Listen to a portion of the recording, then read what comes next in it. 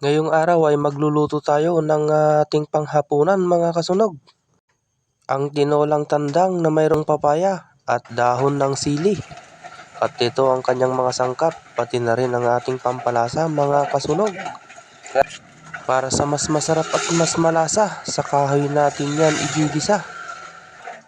Hipan lang natin yan ng bahagya at yun! Inilabas na ang gamit nating kaserola at lagyan na natin yun ng mantika kasabay ng bawang, sibuyas at pinitpit na luya.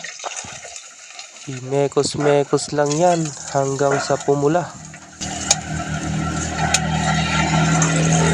At kapag pwede na, unahin nating ilagay ang atay balunan na may konting taba at hayaang mag-isa sa sarili niyang mantika. Pagkatapos niyan ay isunod naman natin agad ang kanyang mga laman at ibuhos na natin lahat yan sa kaserola natin mga kasunog. At lagyan din natin yan ng dahon ng citrus para sa kanyang aroma, para bumango at mawala yung lansa. At takpan lang natin yan hanggang sa matuyo ang kanyang tubig. At dito nga ay tinanggal na natin yung dahon ng citrus mga kasunog dahil hindi yun kasama kapag pinakuluan na natin ang ating tinola. Kapag ito'y nasangkot siya na mga kasunog, lagyan na natin ng kanyang tubig at punuin ng ating kaserola hanggang sa umapaw ang kanyang manilaw-nilaw na sabaw.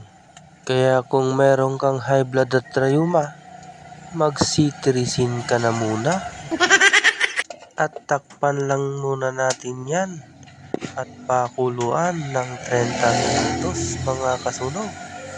Kapag ito ay pwede na at kumulo na, ilagay na natin ang kanyang mga pampalasa, ang magic sarap at ang pinitpit na paminta. At kasunod niyan ay ang kalahating kilong asin mga kasunog para mag-ala dagat na ang sabaw natin. At yan, haluin lang ng haluin hanggang sa mahalo na ang mga sangkap na inilagay natin. At yan nga, luto na ang ating tinola. Kaya kung umabot ka sa video na to hanggang dulo, please pakisabi naman kung saan umabot ang video ko. Thank you!